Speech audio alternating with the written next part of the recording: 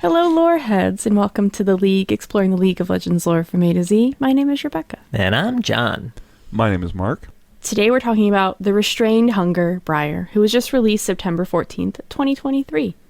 And my notes say the Restrained Hunger. I just assumed it was restrained. Smart. She's probably been retrained, you know. She's been around a while. I guess. It seems like not. So what patch did she get released?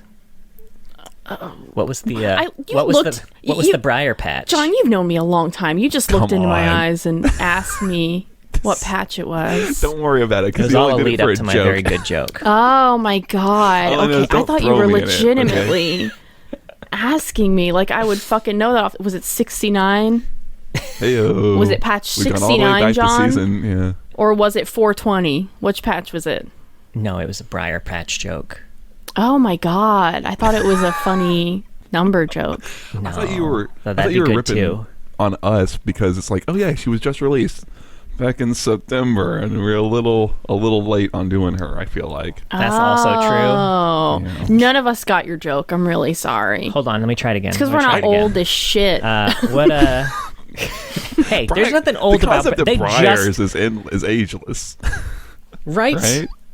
They just got rid of the Briar patch in Disney World. Disney was a little behind. Let's be honest. They should have gotten rid of that a very long time ago. Just like us, behind on Briar. It all goes around. Circular. So Briar doesn't have much. She just has a bio. She's now the second champion released since they decided to stop doing color stories, which is something we'll talk about once we're done talking about Briar.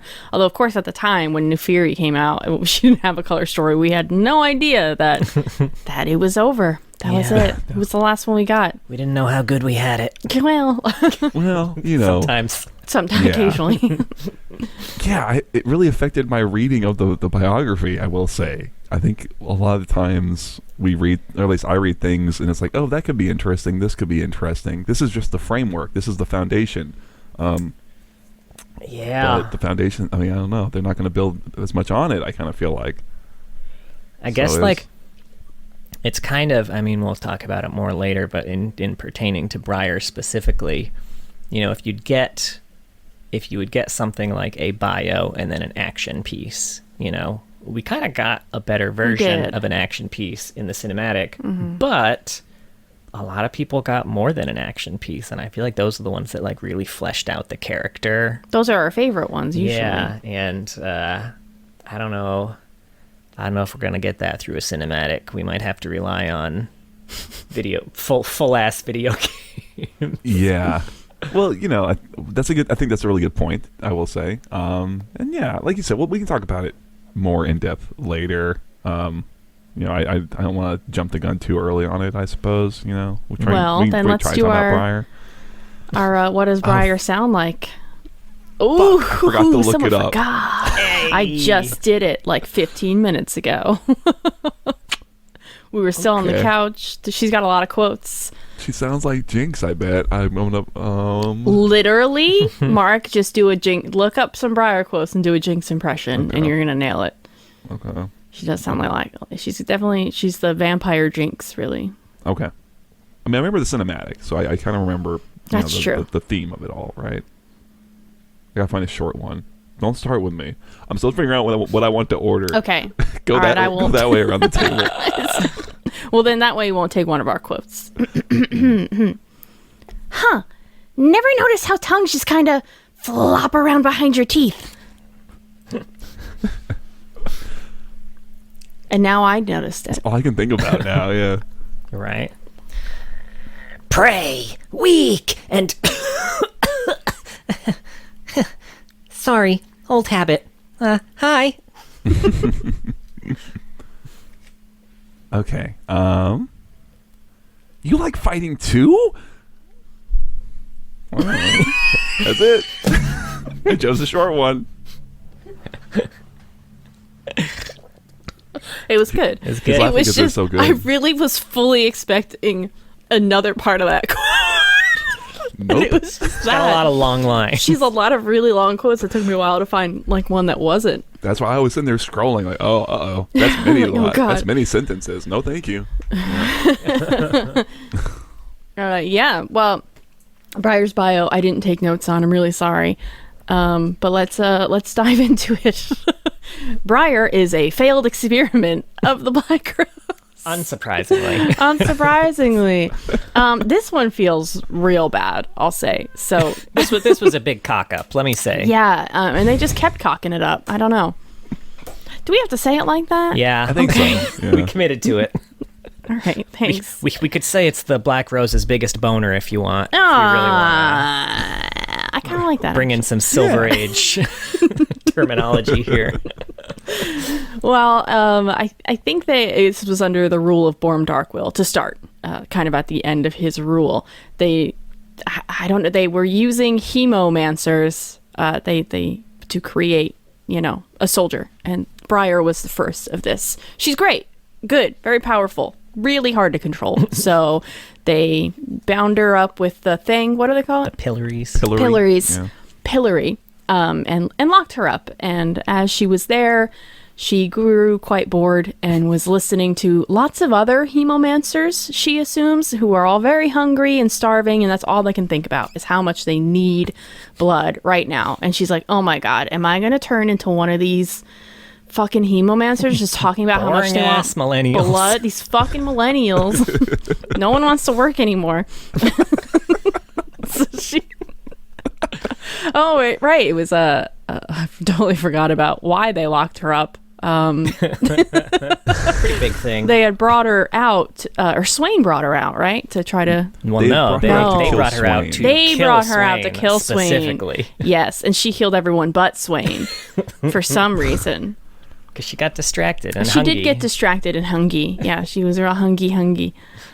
Yeah, so that's why they originally locked her up.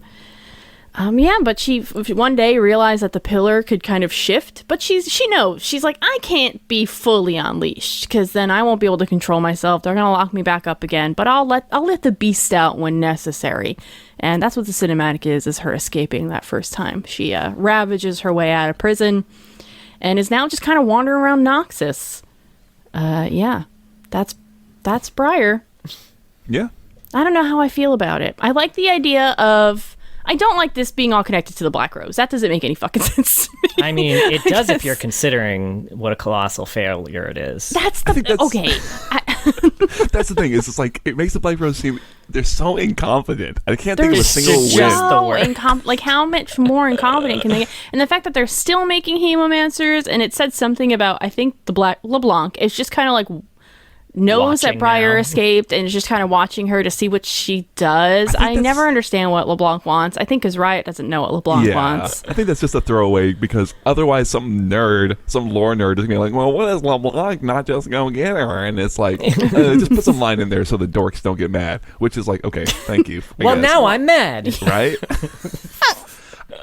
I guess like... It's just, why do they keep making them? And... why are they all failures? What's even worse, too, Go ahead. is like... We keep interrupting Mark. Oh. I'm so sorry. No, Go for it, Mark. I guess I should point out now before more comments come in that like hemomancers are like Vlad and yeah. What's her name from the Cat comic, right? Yeah. Yeah, so they don't make hemomancers, they make living weapons, and hemomancers are like the They made vehicle. vampires, basically. Sure, yeah. With hemomancers. The hemomancers made the living weapon. That's true. the distinction. You're right. Yeah. So like hemomancers, I guess, just exist, or at Nerds least don't come like, for me. too fucking late. You're in the wrong neighborhood for that shit. I don't know. Just point of order, I guess. Anyway, whatever you're gonna go into. I was just going to say that it's even more embarrassing for the Black Rose because when they did let her out to attack Swain, that was not the first time they had let her out. They had already let her out, and she had killed all of her own teammates and everyone around, and they were like, ooh, now we have to put the pillory on her. And then when they were like, all right, well, we need to kill Swain, right? A real precision job. We got to kill this one person. You know who we should take the pillory off of for a little bit? I don't get it. You could infer that it's a desperate situation. It's during Swain's coup, right? So it's just like, whatever we've got, what's down there, that Briar thing, fuck it, try it, right? Like the chance of success isn't zero, so you might as well try, I guess. the best part is that their weapon then ends up in Swain's control with all their other weapons. I guess that's the thing, though, right? Is like that's like for me is like the biggest yada yada yada hand wave. Is that like, oh yeah, Swain takes control and then they just kind of wrangle her. I think they even use the word wrangler, where it's like, right? What do you mean they wrangle her? That seems like a really big fucking thing to deal with. I don't know, but yeah, especially because like the way it kind of seems is when the pillory comes off, it kind of it's almost tied to her in the way that Riven's Black Rose blade is tied, where it kind of reassembles when she wants it to. How the fuck did they reassemble it? You know what? It's a good question. That's a really good question. So I have been reading this and I thought it made more sense to me that they wouldn't have done that maybe at all, and they had just kind of left her to languish, and they forgot about it. I don't know, like she's totally useless. We're never going to use her, and then Swain just kind of inherits her, and it's like we don't quite know what's going on with this, but she seems dangerous, so no one go near her. And then it makes more sense that someone would get kind of tricked, because that's another thing is that she's like, she eventually tricks the guard to getting too close, and that's like what we see in the client, right? But right. It seems like it would make more sense to me that you could do that if no one really knew what your deal was in the first place. And it's like, it's just some weird chick who's always, who's been there forever and is just constantly talking to herself. Don't go too near. But that guy's really into feet, and here we are, right? Like, I don't know. Yeah. Positives, it had a lot of character voice in it, right? Like there's little lines I wish I don't have it in front of me, but like bios can be really dry sometimes, and this one you could feel some of Briar's personality coming through in the way it was written, which was nice. Yeah, I like the idea of Briar a lot. I like the idea of hemomancers creating these weird vampires. I just wish it was for a different purpose, and that maybe they did a better job after or something. Because it seems like they just keep fucking... Oh, why don't they kill him? They say that she's too powerful to kill, but she was hearing others. Are there others? There must be others. I will say, I almost assumed that was her hearing like some sort of voices in her head. Like, I thought it was not literal, that she was actually hearing other living weapons. I like that idea a lot better. Well, because she was definitely at least hearing, like actually hearing Scion. I didn't vampires have very good hearing. Bio, I'll say. Do you have a line that speaks to that specifically, or is it like because I know she has some quotes to Talon and Scion. I had looked this up the other day. I just haven't looked at it all day recently. She has quotes towards Scion, both like in game and in like the in client type thing. Oh, I didn't. The client thing, I don't remember the details of. I'll be honest with you, like the specific things she says. Well, don't you worry, because I have a fun fact about that later. About what? I'm sorry, I was reading your quotes. But the in client thing teaser for her, right? Okay. But she's got like Scion, you escaped too, and you're here with me. And she had client? Like no, she's still in that was prison? one of her actual quotes in game. I didn't write down the ones there, but she did hear him yelling a lot and got real bored at his yelling too. Okay. Interesting. That's very interesting, because like I said, I had read it entirely as like the way she perceived sort of the hemomania drive inside her own head, right? And it wasn't a literal thing. Bloodlust. But maybe it is a literal thing. I don't know. I'm really curious about that now. I do, but I definitely prefer the idea that she's the only one they made. Like, they made her, and they're like, well, that didn't fucking work. But maybe we'll need her one day. Lock her up. That makes sense to me. Yeah. But the idea that they made, like, 10 more, and they just keep locking them up seems silly. Well, then again, there was that school of people that they just weren't killing. They were just locking up in, like, a box for some fucking reason. So, the Black Rose doesn't really make sense. I will say, they do say that for the Swain coup in particular, they let Briar go along with the rest of the Black Rose's living weapons. Yeah. So is this like a Darken thing where like they're just like, hey, another champion in the future might be one of these, Come on back, folks, for the next Learn more about the Black Rose and their failed everything. I want just some epic twist one day that all of these failures are intentional, Right? and have some kind of purpose behind them. Okay. Otherwise, LeBlanc just looks like a big fuckhead. It's like some sort of like chess. Survivor twist where they're like just pretending to be useless the whole time. Interesting, very interesting. I'm open.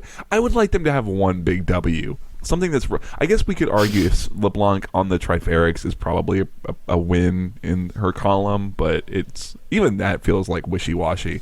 You know what I mean? Right. Yeah. Want something a little I more. guess Especially her since betting they won't commit to her being on the Triferics. Yeah, that too, right?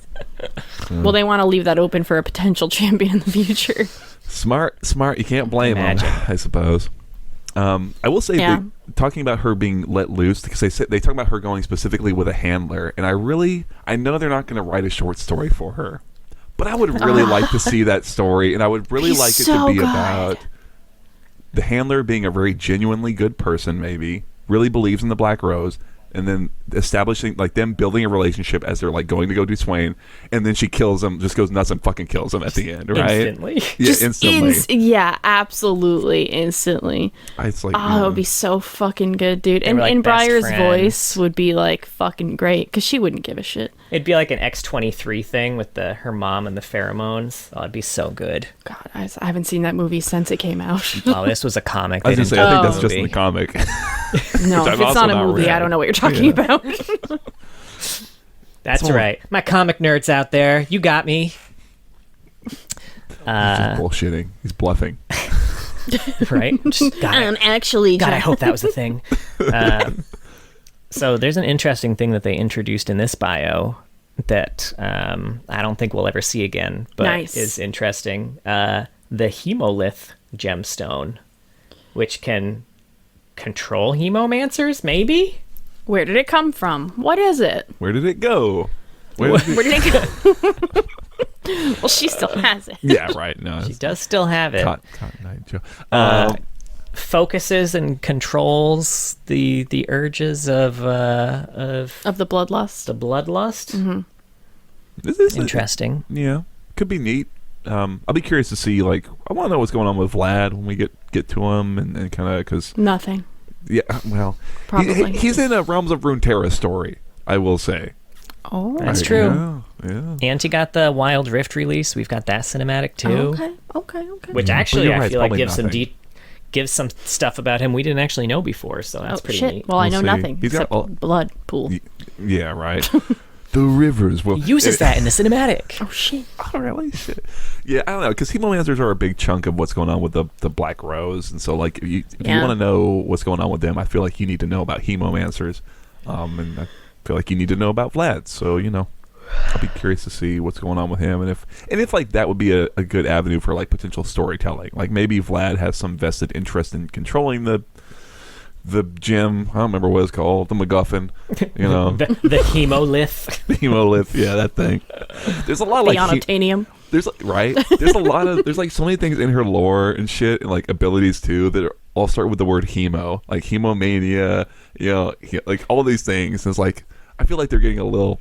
They're going to the well one too many times with the hemo thing. You know what I mean? You can just call it blood. The bloody blood. It's fine. Yeah. Sanguine. Go with. There's a number of words you can use. Ooh, there we go. Damn, he getting fucking fancy over here. Pulling from the blood pool, as it were. Oh shit. Pinky out on that natty daddy, baby. Classiest of podcasts, but Well, I do like how her gameplay fits in with her lore so much. You don't see that very often, but I do really like the idea of a character who is aware that they have to restrain themselves. That's fun. I like the way the pillar thing works and all that. I think it's fun. I feel like even in the descriptions of the abilities, they like call into play some of the shit, like her alt where She tosses that shit across the map, and if it hits someone, she follows it. She's tossing the gemstone, the Hemolith gemstone. I was just thinking that. Yeah, that's kind of neat. And if she misses, then she just ravages and kills everyone. Hey, I will always love. I was playing a game and I had a Briar throw that ult and whiffed and hit somebody at their 2 Nexus turrets coming back from a reset and died. And it was the funniest shit I've seen in League in a while. It was fucking great. It is a really good ult for that. So it's also exciting. Like, I've only had a Briar on my team a couple times, but it is really fun when you see that hit and you're like, oh, she coming, and you're like ready to do the gank with her. You're like, let's go. We have no choice. She took the snowball. Right? Yeah, I'm on the way peeing bullshit, and then you're like, okay, I'm going in. Oh, where's my jungler? Oh, actually, they said fuck it. They're gonna go do Gromp or something like that. No, they're fucking. You can't change your mind. Yeah. I like it. It is fun. Hate when it lands on me though. Yeah, it's the worst. It does need a better sound, I think. Oh yeah. Because you know how Nocturne's got his thing. Yeah. And then Kled has his burr, burr, burr, burr, when he's running towards you. She needs a better sound to let you know, like, I'm coming. I agree. Say that. Something more Briar like. Oh, that'd be great. Honestly, I'm coming. I would nom, nom, nom. Yeah, honestly. If you got hit by it, especially, I don't know. I'll tell you what sucks is playing with her and an enemy Ashe, like an enemy her and an enemy Ashe in the same game, because you can't tell what the fuck's flying at you. There's just something coming from out of screen that if it hits you, you're probably fucked, right? So just juke it all, I guess. So. Oh, what a bot lane though, Ashe Briar. You're always gonna hit that ult. I guess that's true. Yeah. And always be chasing them under turret for it. Well, you don't have to ult them under a turret. They'd go there. You'd be Ashe ulted first. We can theory craft it. We'll figure it out. We'll get it going. Yeah, neither of us are going to play Briar, so I don't know why we're even arguing about it. I call Ashe. Damn it. I'm terrible at her. She's a quote here that said, by chance, while she was toying with her pillory one day, she inadvertently loosened the Hemolith, which seems like some shoddy craftsmanship for a magical pillory designed to restrain a very powerful weapon. Yeah. I would, something more meaningful, right? Causing that to happen would be nice. I agree, because I can fix it in my head that it's just she's been down there a really long time and they're just kind of ignoring her at this point. It's been years. But yeah, I don't feel like they would have created something that can fall apart that easily, or just by chance. Well, I guess if the Black Rose did it. that's fair. It's like, could you like see a made on the in bottom America it's like made by made by the Black Rose. Oh no, thank you. Let's put that back. It's gonna fall. Let's get some Zon craftsmanship. I love that. Fuck, that is good. I'm gonna theorize instead that somebody loosened it for her, and I don't know who, but it was intentional. A pale woman did it because she wanted to see what would happen. Who was it very recently that was like, oh, they escaped, but they let them escape because it wasn't also LeBlanc, was it? Because they wanted to see what would happen. Thresh, probably. I think it was. Was it Rel? It was Thresh, who was yeah, it was Thresh. Escape, but he was cool with it because he just wanted to. It was interesting. So some shit like that's fucking hilarious to me. Yeah. I am kind of surprised that she doesn't have any sort of gameplay or like in-game mechanic tied to like short-sightedness or something like that, because she is very clearly cataract out and has just been in a prison like most of her life. Every time every time Briar spawns, she's stunned for a good minute because she's like, ooh, fuck, it's bright. The sun's fucking bright, man. Takes one more damage from Leona. The classic. Mm-hmm. Yeah, that's all I got for Briar. Yeah. Yeah. I did like there was a line that made me think of like Fast and the Furious, where it's like she realized being under control was just as bad as being out of control. All I can think of is Vin Diesel. That Tokyo Drift. Or whoever, oh my God, right? It really is. Well, yeah, I love that shit. In control unless you're out of control. Yeah. Fuck yeah. Tokyo! They do yell that throughout the movie, actually. Do they really? Because I've never seen it. I only know the song. Tokyo Drift's fucking great, I will say. I don't know, whatever, unrelated. I like the song a lot. Right? Yeah, it's good. Got a little Bow Wow in it, in case you... Oh, I would not recognize Little Bow Wow, I think, at this point in my life. Maybe when it came out, I would have recognized him. But it's been too long since I've seen that face. That's how we mark the passage He's of not time. even little anymore. He's a big Bow Wow. Oh, fuck. Big Bow Wow was way more fun than I thought it was going to be. It's got a fun mouthfeel. It does have a really fun mouthfeel. Big Wow Wow. Big Bow Wow. Big Bow Wow. Fuck, I fucked it up.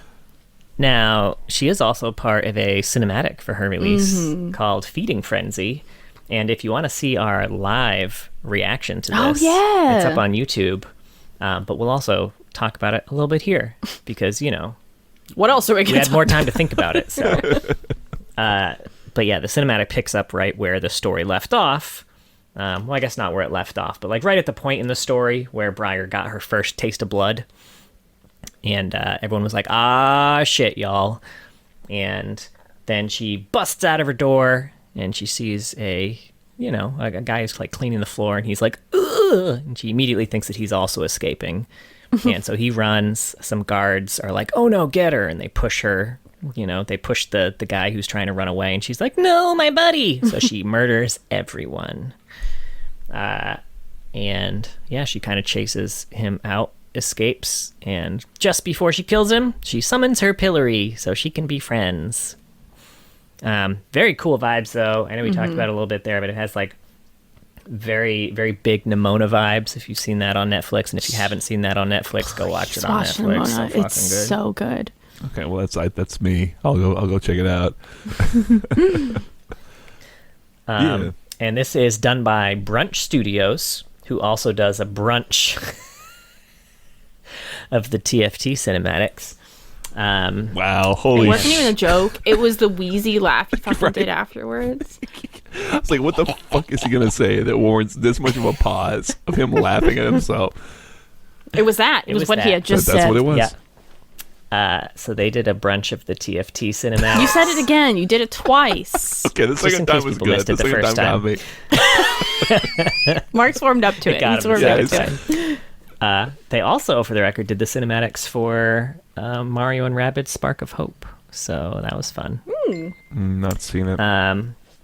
It's a game, but yeah, they Oh. it's their tactical game, the Mario and the Raving Rabbids game. That's the subtitle Which for also, if you haven't played, very good. it? I didn't realize it had that subtitle, The Spark of Hope or whatever. Oh, I that's just knew the it was- second one, yeah. Okay, sorry. I'm not up on that whole Which series. even better than the first one, and the first Okay. one was great. So this is our recommendation hour. Okay. And it was written by Callie Miller and edited by Sabrina Futch. Ooh. Man, look at this. We're getting writing and editing I know credits. we work. normally don't get credits for these, but we know. got them this time. I love it. Right, it's Hell turning yeah. shit around. Well, who's the credit for the it was bio? very We fun, didn't actually give it, by the way. Ooh, shit. Ooh. Well, you know, See, I'm on it. one I'm for on two it. is You not guys keep bad. Your I bet conversation going. I got this. I think Poppy's I still get awake. it. She knows it. She's trying to tell you. Yeah. I'm seeing if I can get it, but I can't. Unfortunately, I'm not doing a good job of trying to find the information that we were looking for. Max Folkman, No, folks. that's a different name. Yeah, that's new. That is a new one. Nice work, Max. Yeah. Yeah. New class of lore, I guess. You know, class of 2023 lore team. Class of Briar. Yeah. Almost We'll go with 2024 that. now. Yeah. Yeah, that's true.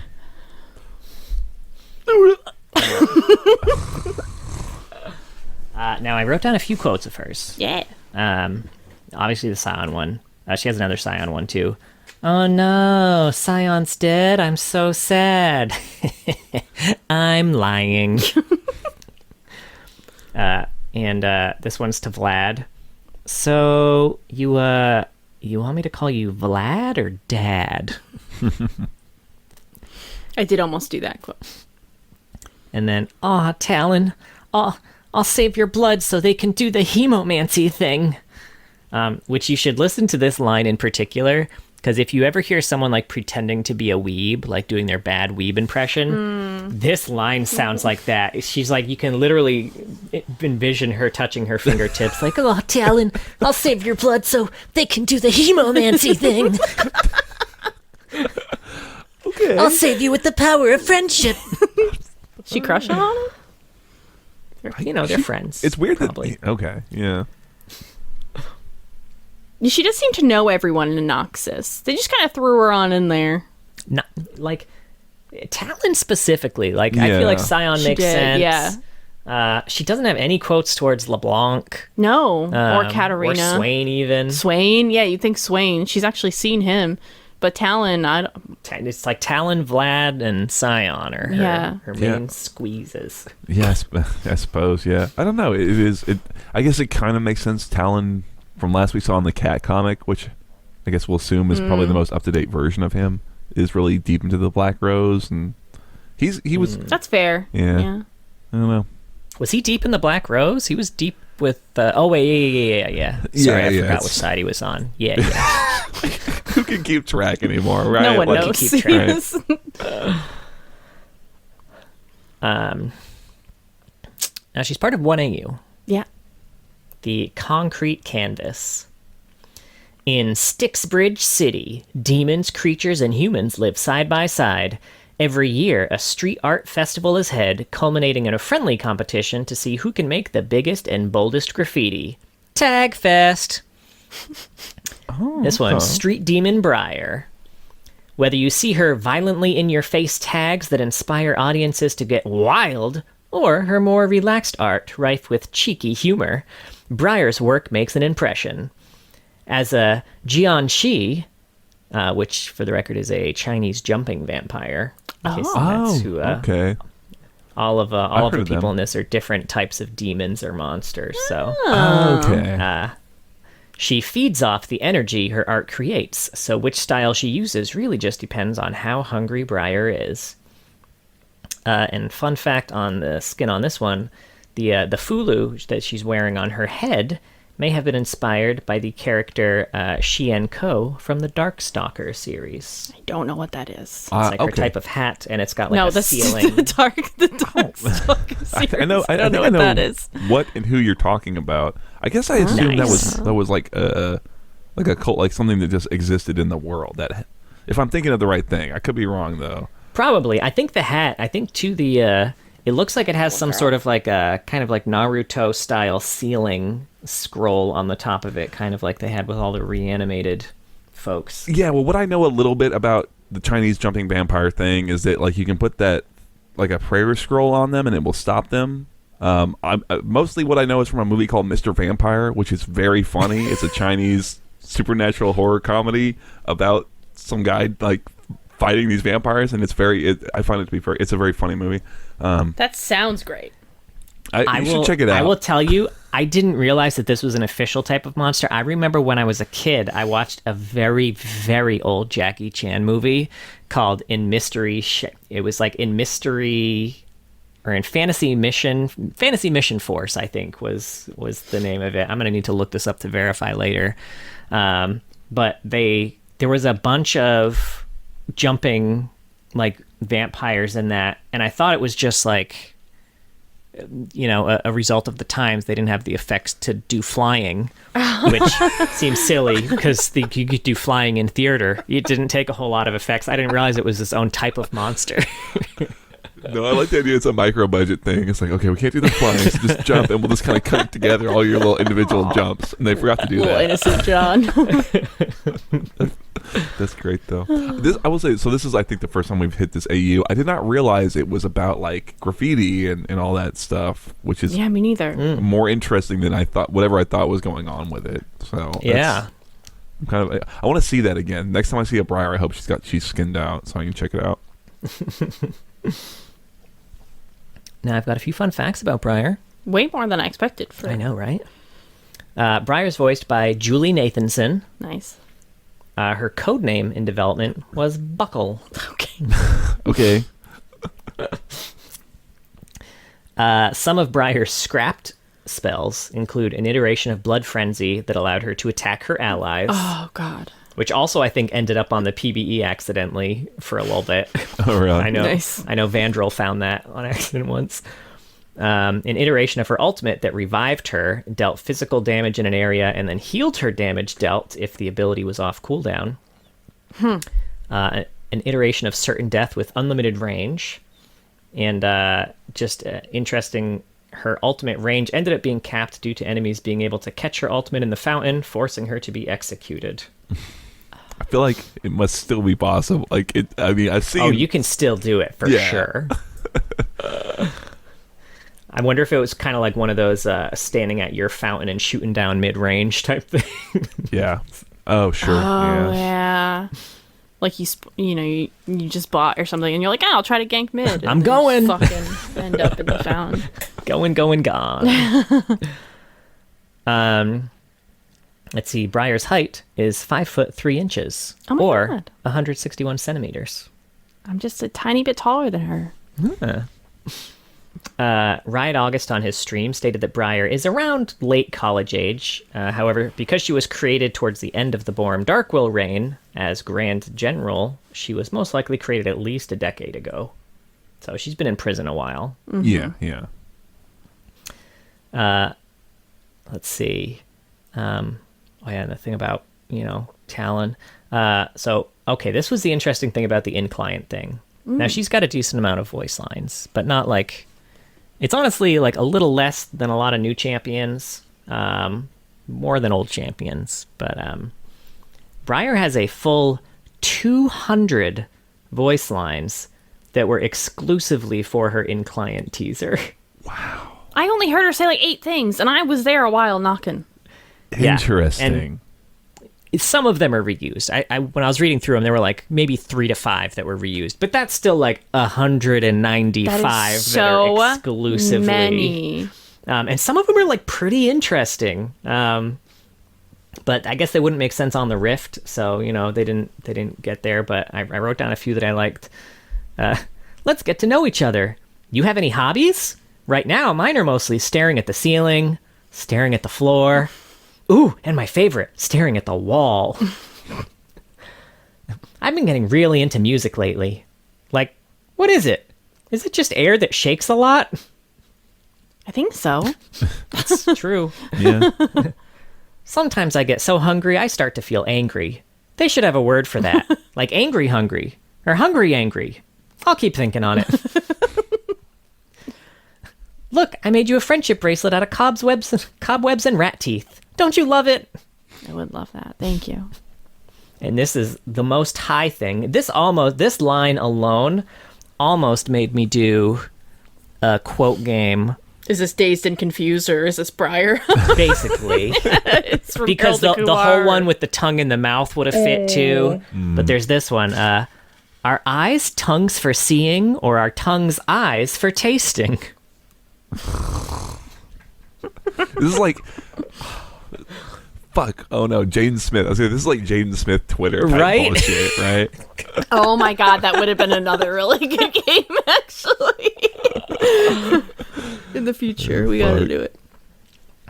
But yeah, that's it was a lot of quotes, a lot of recording done for that in-client event. Wow, which it was just really like there was a door there and you clicked it, right? Well, it was separated into 4 separate. Oh god, Yeah, maybe I yeah. only saw that one. When it started, it was like the door, and then as time went on, you would get like progressively closer, and she would get progressively more animated, and her lines would be longer. I don't think I kept checking it because I was like, oh, I've seen that.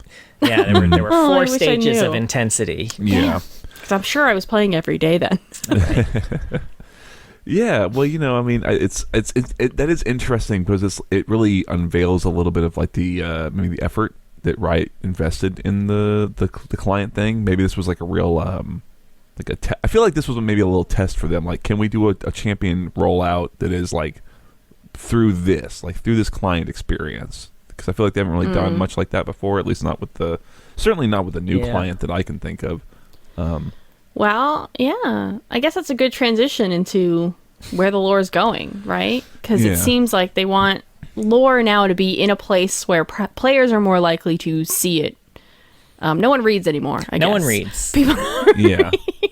Please, people, read. If you're listening to this podcast because you also don't want to read, I love reading. It's it's a fair assessment that they made. I'll give them that. Yeah, I mean, did you want to go through any of like the specific? So I think, are we specifically kind of talking about the Riot lexical kind of posts in Discord? Or, like, I know they was mentioned also it a in video. the dev update. Yeah, I was gonna say kind of that and the video combined. Which do you have notes for? I have the specific wording. I don't know if we want to give the actual like we can not put words in Riot's mouth. I think is a fair thing to do for them. Yeah, that right? sounds good.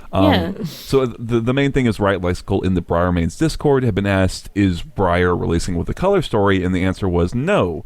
We decided this year to channel lots of that narrative energy into finding alternative methods for expose of a champion. Not that it means there won't be more color stories, just that most of those don't really have readership as wide as we would like compared to postcards. I think when they said that, it was like the Melia release. They did it. They refer to it like that, but when I read it read just like a color story. Was that released on like Twitter? Did. Yeah. Like as individual like things? I wonder if they were released elsewhere and then what we read was Yeah. kind of the transcribed versions. Okay, that makes sense. Yeah. Cinematic trailer, etc., especially for non-English regions. So for Melia, we tried postcards. Nefiri had her supposed color story turn into a cinematic. For Briar, it's her unveil and marquee. These are content types that have farther reach and was done with the same love and effort. Look closely and you might catch something else. Winky face is the main sort of thing. And then, like you said, in the dev update, they had said that like they've been pretty like they kind of condensed that like people don't read the stories. They're very niche. So we're trying to find other ways to tell stories that are not done through like short stories and text, essentially, right? Yeah. Out of curiosity, when they said keep your eyes peeled for something else, did anyone in the comments say what that thing was? No, I mean I'm not looking at the whole thread on Discord. I'm looking at the Reddit thread that had pulled these two quotes out. I think the other thing to mention is there was another question kind of asking about it and talking about like the question, because it's very long, was just like, hey, you're moving away from text-based storytelling.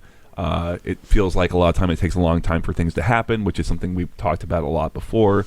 And the answer was sort of, I'll just summarize it, that the player base isn't super lore-driven. We should expect maybe more lore, but not necessarily in the form of stories, and potentially not from the League space. So, like John, I think in the Mage Seeker game we kind of talked about, or the Patreon episode we did, that we might start to expect that Riot's going to start telling League stories specifically through other games, right? And not necessarily in the form of short stories, and we should just kind of expect it to be a more broad approach in a lot of different mediums, maybe, would be the kind of summary of it. Yeah, so. Which I also found after playing Song of Nunu, which, that full playthrough is on YouTube right now. We are going to always be plugging. So Song of Nunu is canon. They've confirmed that anything after Song of Nunu, or including Song of Nunu, is going to be canon. We are going to do an episode on Song of Nunu. Yeah. So far, John's the only one who's played it so far. I know, but we do want to talk about that. And yeah, I guess that is the other big kind of announcement, that Riot has said, hey, we know there's inconsistencies. We are going to kind of commit to going forward. Anything we put out, you can 100% trust. Riot, like Nintendo seal of quality approval, that this is canon. But stuff that pre-existed is sort of murky, and we'll kind of touch it as we go, is what they said. And that's going to take time. Right. Mm-hmm. They did also, at the same time, announce that in addition to Song of Nunu being canon, Arcane is now the canon version of that universe. Hey. Yeah. They talked a lot about like for better or for worse, the creation of Hextech. Yeah, it's. I do remember when Arcane was coming out, I had a lot of trepidation around like I really hold up Echo, and specifically Echo's color story as like this is some of the best storytelling that exists for League of Legends lore. It could still make it work. We'll just have to see what they do with it. It's kind of the stance I'm taking on it, Right. Yeah. But that also leads into the fact that part of everything post Song of Nunu being canon leads to a big unification of lore in League, because historically what was on Universe was canon. anything else was not canon. In-game quotes were not canon. Legends of Runeterra were not canon. The games themselves may not be canon. Now they're kind of committing to like things are canon now.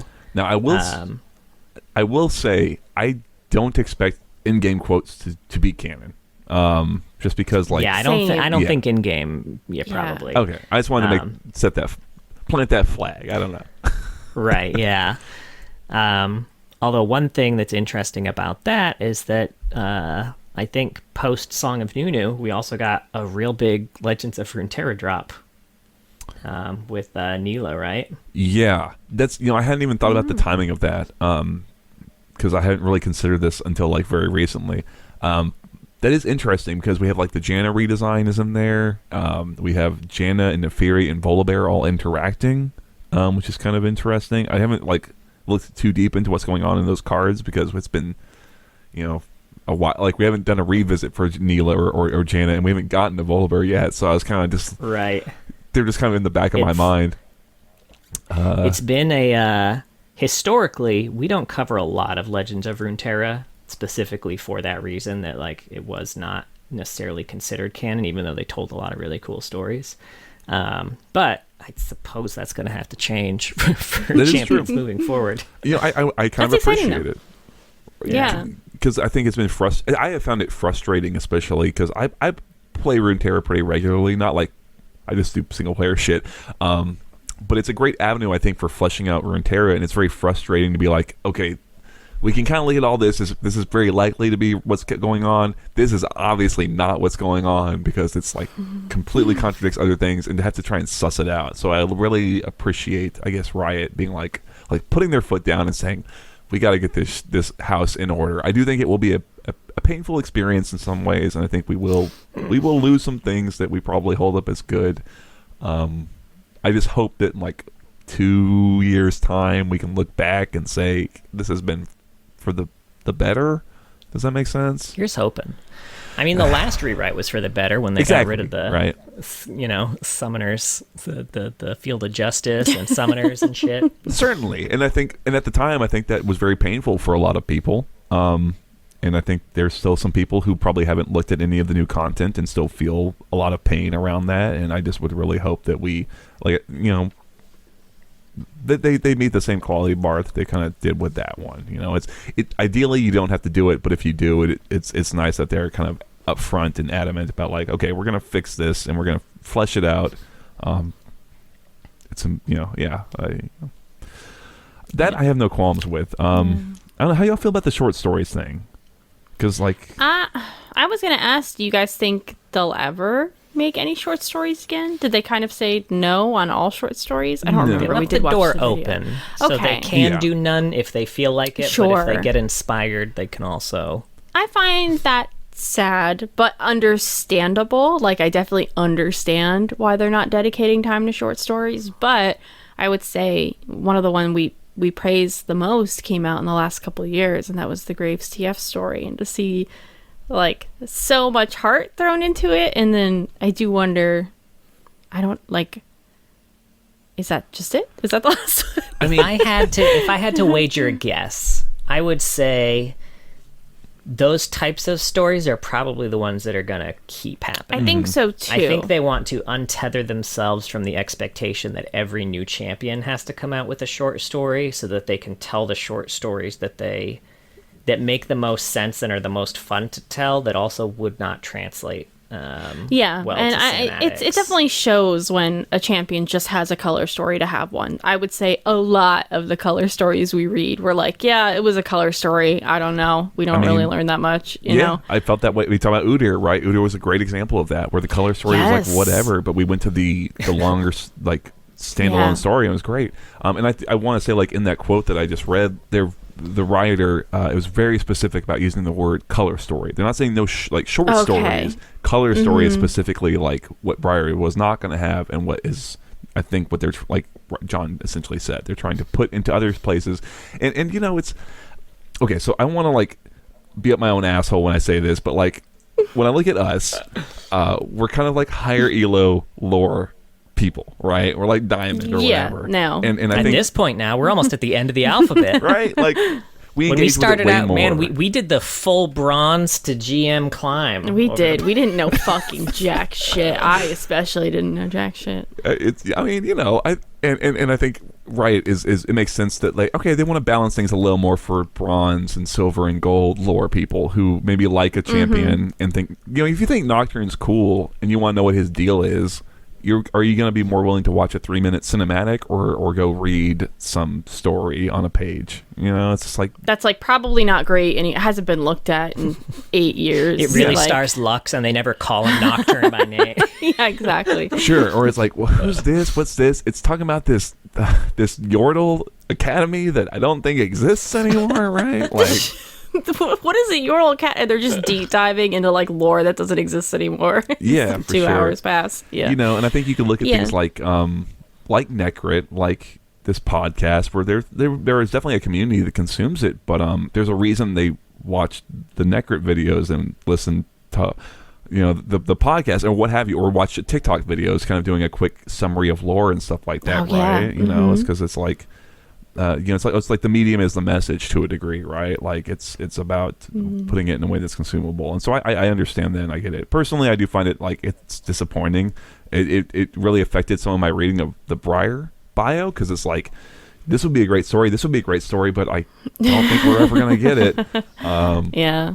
But I just hope that, you know, maybe what we lose in quantity might be replaced with a quality.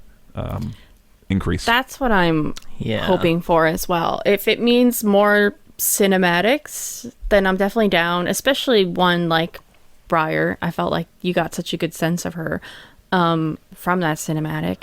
And if it means better quality, longer stories that give us the depth, like the Udyr one we just read and stuff like that, that would be, you know, the win. That's the hope for me, I guess. I do wish that people read more stories, but I do get it. It's so overwhelming. But I hope sometimes we tell y'all to read a story because it's really good, and then you read it. That would be really exciting. Yeah, that'd be nice. To know. There are some. Because there's so many. So I totally good. understand. You're like, which ones do I read? Like, which one's good? I feel that approach to like comics. Like, I don't know. There's 8 bajillion of them. I don't know where to start. I don't know what's good. Sure.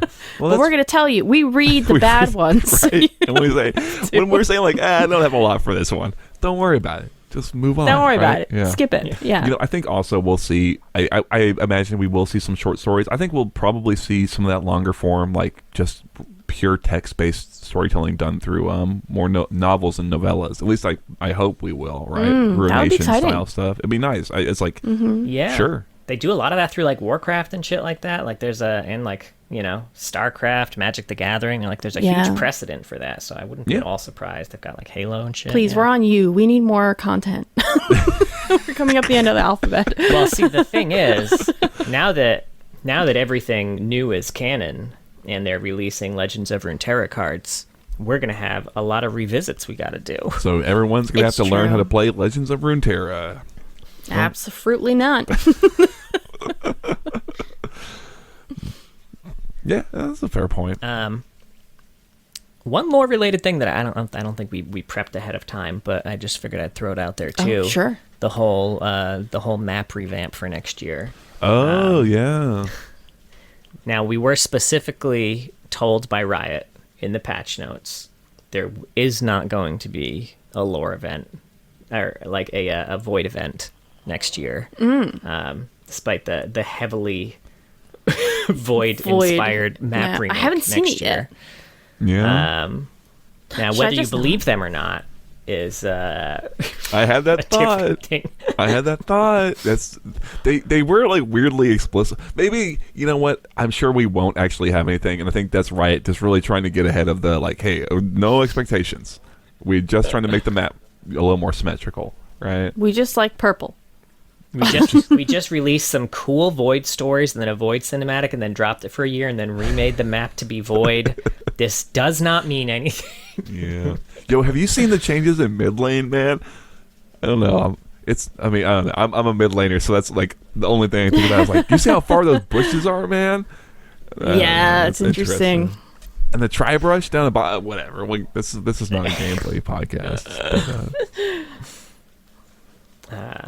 But yeah, if they don't do a void event, which, you know, I wouldn't be upset if they didn't. They said they weren't. I won't hold them to it. I would be pleasantly surprised if they did. I do think, and this is also tied to the Legends of Runeterra conversation a lot, like you talked about it fleshing out the world. Like when we do finally get that MMO, the majority of it is gonna be Legends of Runeterra shit that they established through there, I'm sure. Interesting. Like obviously we've got like the big city states and things from lore that's been established, but that's going to give us months of content. I'm that so MMO. excited. And we can also play it or whatever, right? But like, we have to play it because we have to learn what the lore is. Now I'm a little bummed that Greg Street left as head designer of the MMO and then went off to start his own MMO. That's a bit of a bummer. But here's hoping that they still release it. Well, maybe. Who knows, man? God, I have no fucking idea. MMOs are such like they're such a beast to tackle, man. I can't imagine trying to get one made in this day and age, in this economy. I don't know, man. I feel like it's weird. I think it's gonna be a big make or break thing for Riot, just kind of like broadly speaking. Right. I don't know. Yeah, I feel like they have to. I know they won't, because they wouldn't hold themselves to this type of timeline. They really got to have some sort of drop that coincides with Arcane the next season. That would be smart. That would be nuts. My sense of like timeline for that MMO is so long. I couldn't even conceptualize anything regarding it. Like a year from now? A year from now? Absolutely Hell not. no. Like not even like an update. Not even mentioning it. I want one of those fake cinematics where like, you know that none of it is in-game footage, but they pretend it is. That's what I want. That's fine. I'm fine with that. Even that. I'm just would be thinking too about much. the timeline does seem wild because I played the pre-alpha for Palia like a year before the beta opened. So I have no idea. It's gotta be the hardest like game type to try and make that I could think of. I could be wrong, but like in terms of just raw complexity and the ability for things to fuck up and the amount of like people, like it's video games are fucking hard, man. This is why we play them. I was working on the card game in 2015, maybe even as early as 2014. Sure. I was working on the Bacon team. Man, that shit didn't come out until 2019. Right? No, the 10-year anniversary. They had to like completely redo it though, didn't they? Yeah. Which they've shown that they will do. Yeah. If the MMO sucks, they'll redo it. Yeah. I think that's like okay, or trash it. To pull it back to like the lore thing, I think that's what makes me feel like the most confident around I guess somewhat the short story stuff, but like especially them kind of revamping canon is that like I have seen from Riot that if something is bad, they are willing to say this is bad. We're gonna fucking redo it, and it's gonna be painful, and it's gonna take a lot of time. You're gonna have to bear with us, but eventually we'll get it good. That's kind of how I feel about them, and then so I they have my trust. I know I shit on them a lot in this podcast, but it's from a place of love. I ultimately love Riot. Oh my god, he said it out loud. Yeah. He said the thing we don't want to say I'm out loud. Sorry, I'm just in like this tall with you. boy of Natty Daddy. I've never showed this before, but talking about Legends of Runeterra just made me think about this. This is going to be an exclusive for the video, so if you're listening to the podcast right now, I'm wondering what you kept looking at over there. I was like, watch the video of this on What do you YouTube. want I me don't to even know what he's going to pull out. Could you get me that card? Oh shit! Do you have like an old like?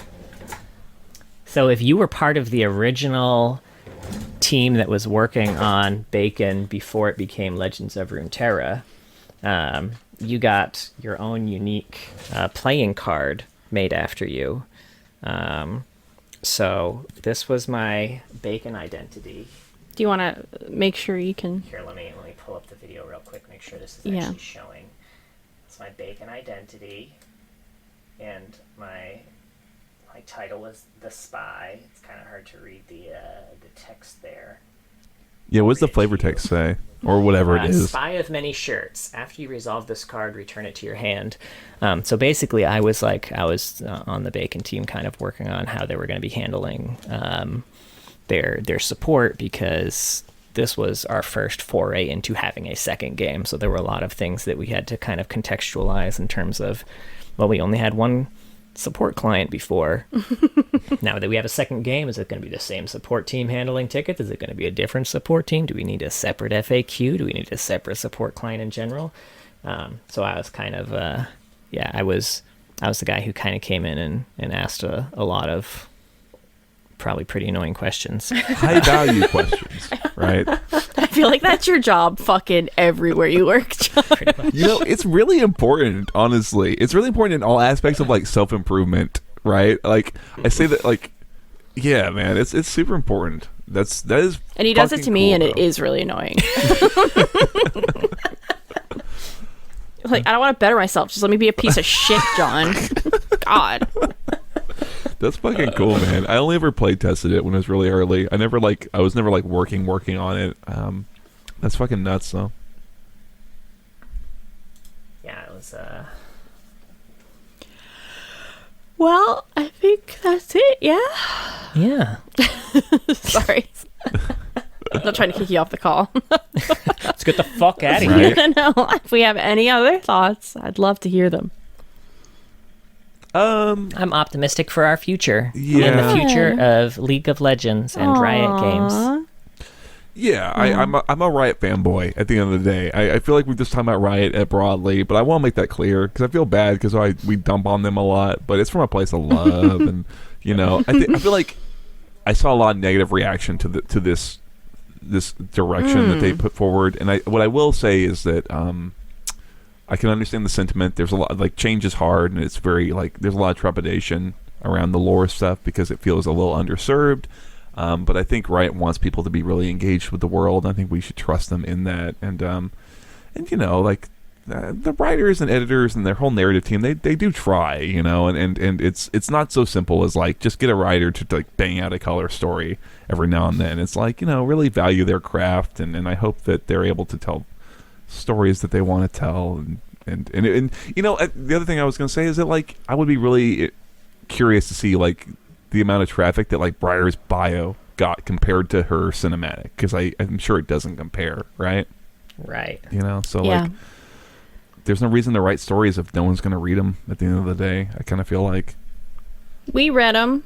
it's true, I suppose, but like, I don't know. I don't want to get too deep into it, I suppose. I just I'm also optimistic, and I can only trust them in this capacity, I suppose.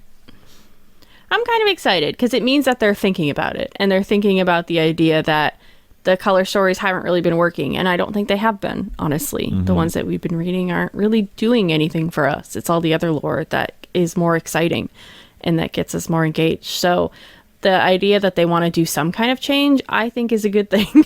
Yeah. And they're like, hey, we want to prioritize this more again, and that's good. It is a really, really, really hard game to write lore for. The world is ever changing, and how do you keep things canon after 8 fucking years? It's just, you don't. So For sure. yeah, I don't know. I'm excited to see what they do. Yeah, But I likewise. do hope they do write more stories. Even if it's just 1 or 2 a year, I would be thrilled. Mm-hmm. Give us 1 or 2, Good. Boys and Bombadilly. Boys and Yeah, yeah, that would be great. definitely. Sweet. Well, that was Briar, and the lore changes. Thank you so much for listening, everybody. We have a Twitter, it's @loreheads, and a Twitch, twitch.tv/loreheads. John streams on Saturdays. He's just TFT and ARMs with viewers. I usually stream Mondays, but I can't because everything exploded. So John might stream Mondays or another stream during the week. He'll probably play something else, though. He's been enjoying backpack battles. Mm-hmm. Yeah. And maybe I'll pick up my Baldur's Gate 3 stream again. Oh, yeah. You're doing a goofy Baldur's Gate run on that, yeah? I was doing a no reset run. No reset run. I like it. All decisions final. Right. I like Except it. that one time you killed your whole party like 3 minutes in. Yeah. Sure. Right after I committed to that, I party wiped. So we did have to do a 1 restart. Yeah. No restarts because I feel like it. Yeah. I love it. We also have a YouTube if you want to see John's bacon card.